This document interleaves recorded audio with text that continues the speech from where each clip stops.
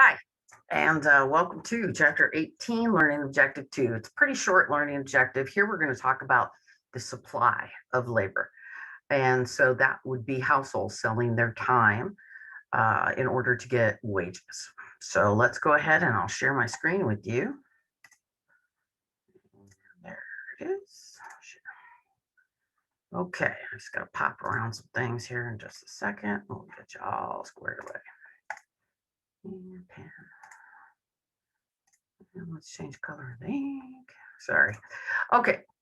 So remember, when we talk about the market of demand and supply of labor, that we're looking now at the other side, which is the supply of labor. So if we take a look at it, we have labor along the x-axis, wages along the y-axis. Demand for labor comes from businesses wanting to hire people. Supply of labor comes from households wanting to trade off their time for wages. So that's essentially what we're looking at in this particular objective. So let me go ahead and advance the slides. It's a pretty short objective. And the one thing that we want to think about is the idea of trade-offs between labor and leisure. So again, people will engage in an action as long as the benefit of that action stop it. Okay, so yeah, let me try this again from current slide. Okay, as long as the benefit of that action outweighs the cost of that action. And so that's why we're seeing, since the COVID hit, that people are reevaluating the idea of the opportunity cost of their time, also of the opportunity cost of their leisure. If you have lost somebody due to COVID, first of all, I'm sorry for your loss.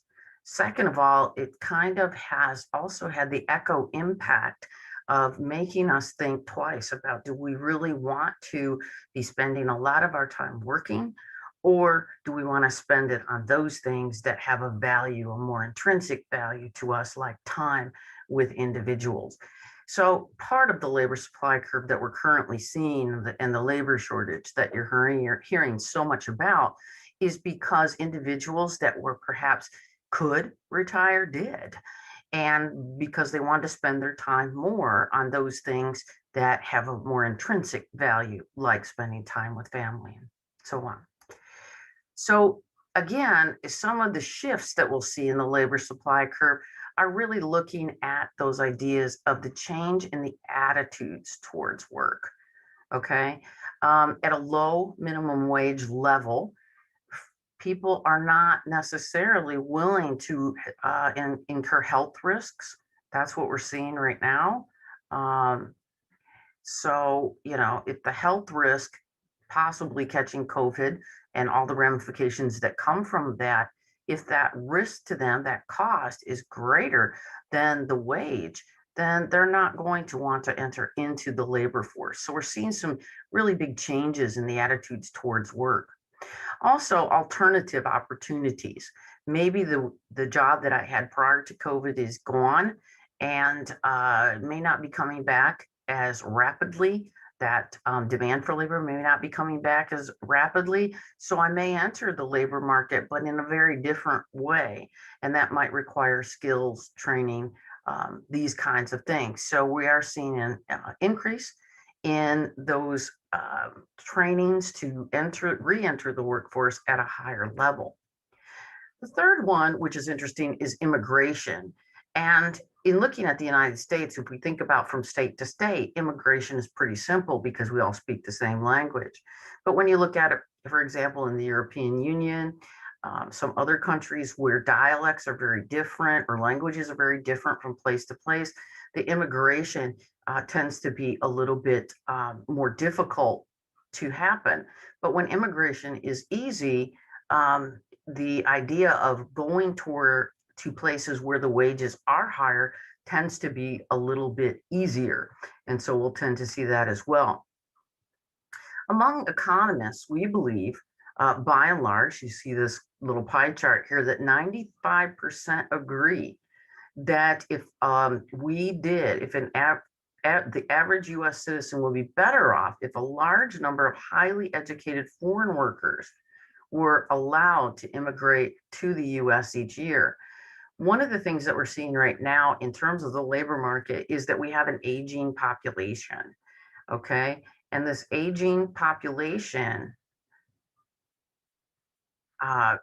is that as the baby boomers retire, there's not enough people to fill those markets, those jobs which have been lost. So that's one of the issues that we're seeing in terms of the labor markets, is that we've been on a downward trajectory for the individuals that were entering into the labor force, and a graying of the population. And therefore, we would agree that if we could get more simple increasing the labor, when we talk about those dynamics that increase real GDP, we know that one of those, technology, also it's a function of the amount of people that you have, also the human capital, the physical capital, and the natural resources. So that kind of fits in well with what we're talking about here.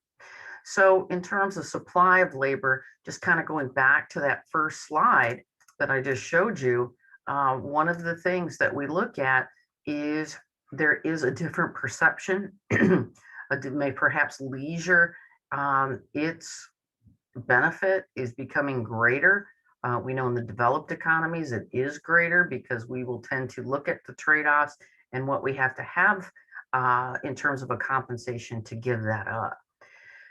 So that is objective 2, again, pretty short. And then in the next objective, what we're going to do is to really take a look at how we can, and let me see if I could stop my share here. Sure. Okay. We're going to look at the equilibrium in the labor market.